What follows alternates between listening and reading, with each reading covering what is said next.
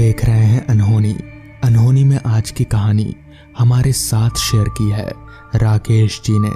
तो चलिए बढ़ते हैं राकेश जी की भेजी गई कहानी की ओर।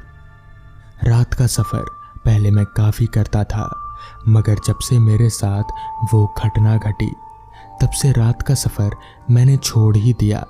ये घटना आज से लगभग 15 साल पहले मेरे साथ घटी थी, मगर आज तक मैं ये घटना को भूल नहीं पाया।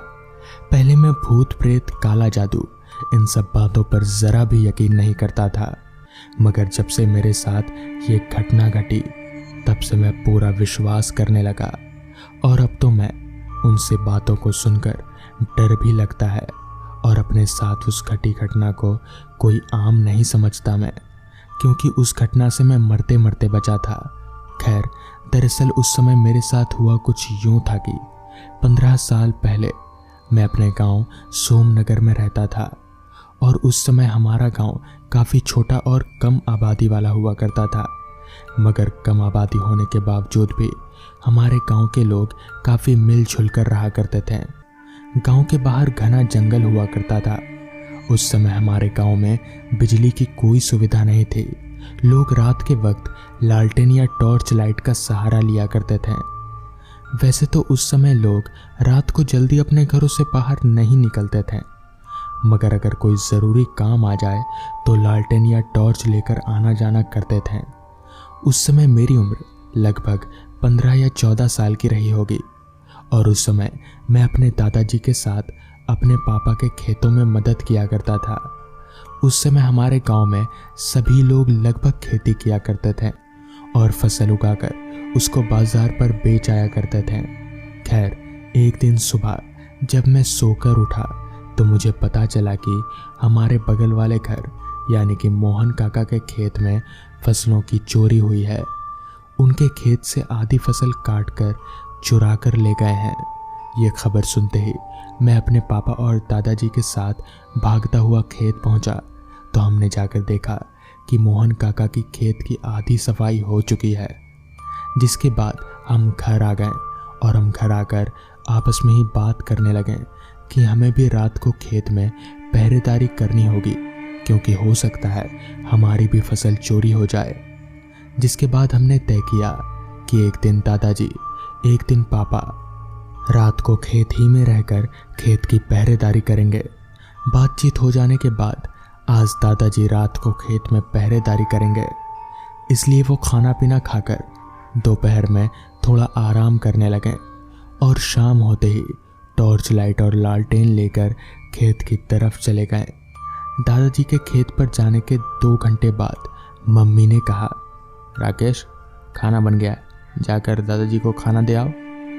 हमारे घर से खेत लगभग 15 मिनट की दूरी पर था, तो मम्मी के कहते ही मैं खाने वाला थैला उठाया और टॉर्च लेकर खेतों की तरफ चलता बना। घर से निकलते वक्त मैंने जब अपनी घड़ी में वक्त देखा तो वक्त हो रहा था रात के 9:30 बजे का।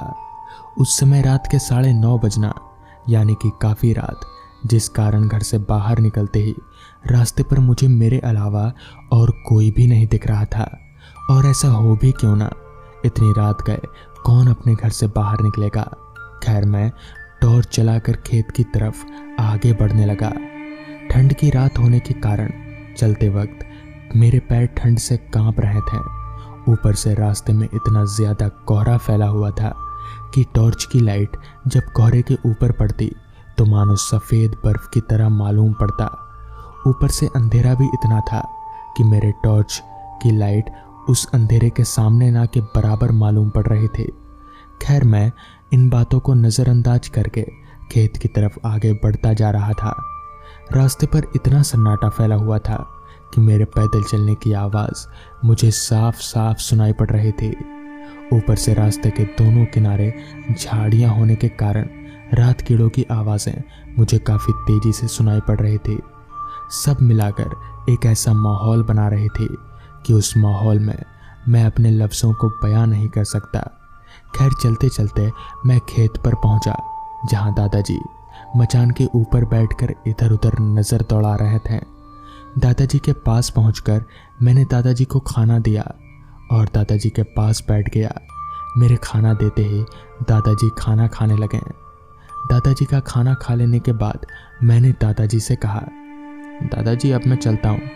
ये बोलकर मैंने सारे बर्तन उठाए और सीधा घर की तरफ आगे बढ़ने लगा। अब रात लगभग काफ़ी हो गई थी, जिस कारण आसपास का माहौल और भी ज़्यादा अंधेरे में डूब चुका था और सन्नाटा भी अब काफ़ी फैल चुका था। मैं जिस रास्ते पर आगे बढ़ रहा था उस रास्ते के दोनों किनारे काफ़ी घने घने लंबे लंबे पेड़ थे, जिस कारण चांद की हल्की रोशनी भी उस रास्ते तक नहीं पहुंच पा रही थी। बस मैं अपनी टॉर्च के सहारे आगे बढ़े जा रहा था। सन्नाटा अभी इतना फैला हुआ था कि काफ़ी दूर चल रहे ट्रेन की आवाज़ मुझे साफ साफ सुनाई पड़ रही थी। खैर अभी मैं आगे बढ़ ही रहा था कि तभी मुझे पता चला कि कहीं से एक आवाज़ सुनाई दी, मुझे भी खाना देकर जाओ। उस आवाज़ को सुनकर मैं एकदम से रुक गया और इधर उधर नजरें दौड़ाने लगा कि आखिर यह आवाज़ आई तो आई कहाँ से। इतनी रात में तो इस रास्ते पर कोई भी नहीं होता है, तो यह आवाज़ किसकी है। ये सोचकर मैं इधर उधर नजरें दौड़ाकर उस आवाज़ को ढूंढ रहा था, मगर काफ़ी देर इधर उधर नजरें दौड़ाने के बाद मुझे कोई भी दिखाई नहीं पड़ा। इसके बाद मैंने इसे अपने मन का वहम मानकर वापस से आगे बढ़ने लगा, मगर जैसे ही मैं 2-4 कदम आगे बढ़ा कि वह आवाज़ वापस से सुनाई पड़ी। इस बार उस आवाज़ को सुनकर मैं समझ गया कि ये मेरा कोई वहम नहीं बल्कि सच में कोई आवाज़ दे रहा है।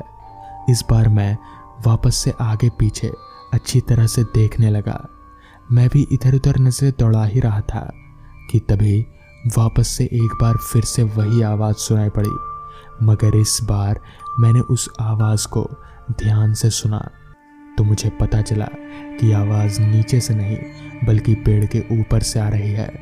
इसके बाद मैं तुरंत टॉर्च की लाइट पेड़ के ऊपर घुमाता हूँ तो पेड़ के ऊपर का नज़ारा देखकर मैं पूरी तरह से कांपने लगता हूँ और मेरे हाथ पैर फूलने लगे, क्योंकि उस पेड़ के ऊपर एक उल्टा लटका हुआ आदमी था जो अपने पैरों के सहारे उल्टा लटक रहा था और उस आदमी का पूरा चेहरा जला हुआ था।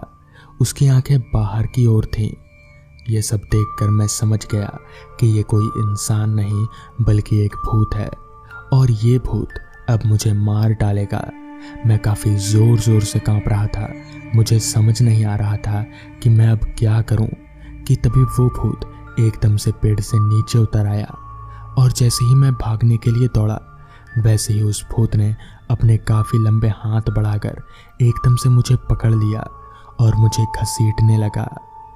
मुझे उस भूत ने जंगल के अंदर एक काफ़ी पुराने शमशान के पास ले आया। मैं समझ गया कि आज मेरा बचना काफ़ी मुश्किल है और शायद यहाँ मेरी आखिरी रात है। उस पुराने शमशान के पास ले जाकर उस भूत ने मेरा गला दबाने लगा। उसने मेरा गला इतनी ज़ोर से दबा रखा था कि मैं काफ़ी छटपटा रहा था और मेरे आंखों के सामने सब काला काला नज़र आ रहा था। अभी मैं मरने ही वाला था कि तभी वहाँ पर हमारे दादाजी पहुँच गए, जिनके आते ही वो भूत गायब हो गया। उस भूत के गायब होते ही मुझे सब कुछ साफ साफ दिखाई पड़ने लगा, जिसके बाद दादाजी ने मुझे उठाया और मुझे घर तक ले आए। घर आते ही मैंने उस भूत के बारे में दादाजी से पूछा तो मेरे पूछने पर दादाजी ने बताया कि आज से 10 साल पहले बिरजू नाम का एक आदमी हुआ करता था, जिसकी खेत उसी जगह पर थी जहां उस भूत ने तुम पर हमला किया था। बिरजू की फसल काफ़ी अच्छी होती थी, जिस कारण गांव के सभी लोग उससे काफ़ी जलते थे। एक बार बिरजू ने फसल लगाए थे। उसकी फसल बाकी गांव वालों के मुकाबले काफ़ी अच्छे थे। ये बात गांव वालों को अच्छी नहीं लगी, जिस कारण एक रात उन लोगों ने मिलकर बिरजू के खेत में आग लगा दिया, जिससे बिरजू की सारी फसल जलने लगी। ये बात सुनकर बिरजू भागता हुआ अपने खेत पहुंचा और फसल बचाने के चक्कर में खुद जलकर मर गया। जिसके बाद जिन जिन लोगों ने बिरजू के खेत में आग लगाया था उन लोगों की रहस्यमय तरीके से मौत हो गई और तब से बिरजू की आत्मा उसी जगह पर भटकती है। तो दोस्तों, इस तरह से उस रात मैं मरते मरते बचा। तो दोस्तों, ये थी आज की कहानी। ये कहानी सुजानपुर के पहाड़ों के बीच बसा एक खूबसूरत गांव की है। लेकिन कहते हैं इस गांव तक आने वाला रास्ता, वो जंगल का रास्ता, भूतिया है। प्रभाकर कुछ दिन पहले ही इस गांव में रहने आया था। वो भी अपने गांव वालों से इस रास्ते के बारे में काफ़ी कुछ सुन रखा था। लेकिन प्रभाकर भूत चुड़ैल इन सब चीज़ों पर विश्वास ही नहीं करता था।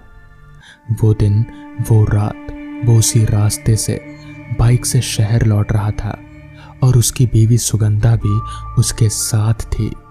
अचानक से एक काली बिल्ली ने उसका रास्ता काट दिया। प्रभाकर जोर से ब्रेक लगाता है, तभी वो काली बिल्ली उसकी बाइक के पास आकर गुर्राने लगी। दोनों बिल्ली को भगाने की कोशिश करते हैं, लेकिन उस बिल्ली का गुर्राना बंद नहीं होता। गुर्राते गुर्राते वो सुगंधा के ऊपर चढ़ जाती है और वो उसे हटाने की कोशिश करती है, लेकिन बिल्ली उसे जोर से दबोचे हुई थी। तभी प्रभाकर बिल्ली को पीछे से पकड़ता है और उसे सुगंधा की पकड़ से छुड़ाता है। फिर प्रभाकर एक पत्थर उठाकर उसे मारता है। बिल्ली जोर से गुर्राते हुई सामने के पेड़ पर चढ़ जाती है और अचानक वहां से गायब हो जाती है।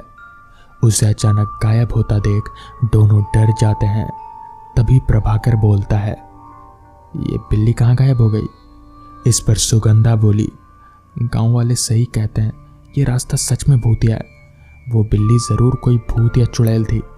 इस पर प्रभाकर बोला, तुम भी ना, जंगल का रास्ता है, यहाँ जंगली बिल्लियाँ और जानवर तो होते ही हैं। इस पर सुगंधा बोली, होते होंगे, लेकिन वो किसी पर इस तरह से हमला नहीं करते और ऐसे गायब नहीं होते।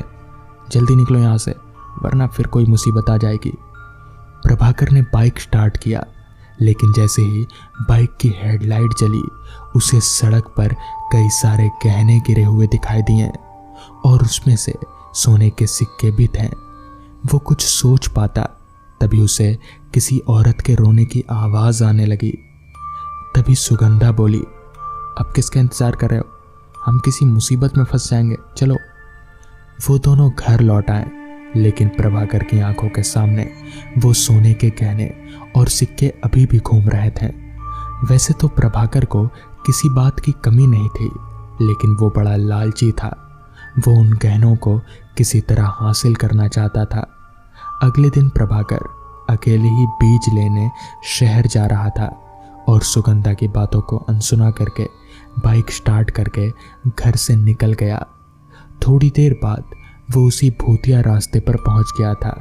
दिन के समय भी वो रास्ता बिल्कुल सुनसान था। प्रभाकर अपनी बाइक चलाकर वहां से निकल गया और शहर जाकर बीज लेकर वापस आने लगा। तब तक रात हो चुकी थी। तभी उसे रास्ते के किनारे पर एक सुंदर सी दुल्हन दिखाई दी, जो कि रो रही थी। उसे समझ नहीं आ रहा था कि इस सुनसान रास्ते पर ये दुल्हन के जोड़े में लड़की आई तो आई कहाँ से।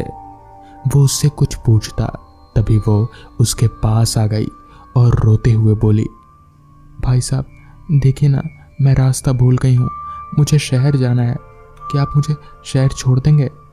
इस पर प्रभाकर बोला, लेकिन तुम यहाँ आई कैसे?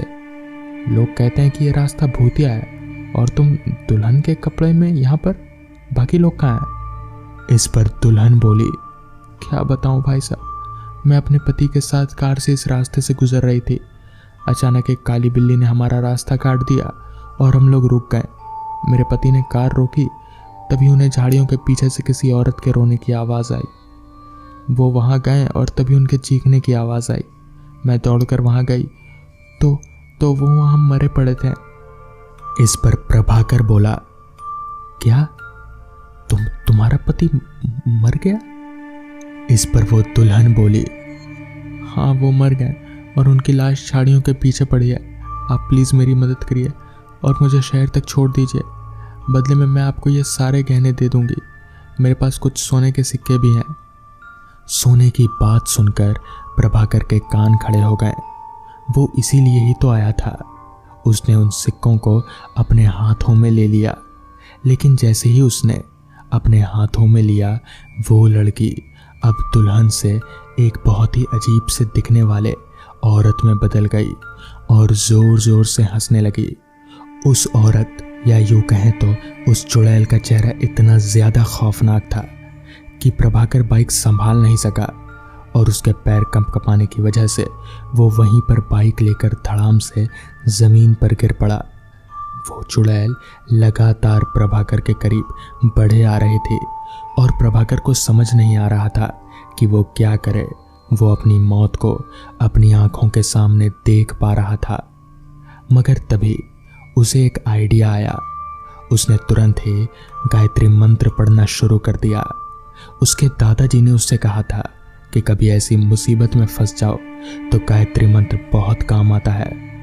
और उसके ऐसा करते ही, यानी कि गायत्री मंत्र पढ़ते ही, वो औरत अजीब तरीके से छटपटाने लगी और वहां से अचानक गायब हो गई। जिसके बाद प्रभाकर ने जल्दी से अपना बाइक उठाया और घर की तरफ निकल पड़ा। बहुत दिनों तक प्रभाकर ने इस घटना का जिक्र किसी से नहीं किया, मगर बाद में जब उसने अपने एक दोस्त को यह बात बताई तो उसने बताया कि दरअसल बहुत साल पहले एक नया शादीशुदा जोड़ा रात के समय कार से उसी रास्ते से गुजर रहा था, मगर तभी कुछ लुटेरों ने उनकी कार रुकाकर उन्हें लूट लिया और साथ ही उन दोनों को मार डाला। कहते हैं तब से उन्हीं दोनों की आत्माएं उस रास्ते पर भटकती है और वो औरत, यानी कि वो नई दुल्हन चुड़ैल, वो लोगों को ऐसे ही अपने झांसे में फंसाती है। तो दोस्तों, ये थी आज की कहानी।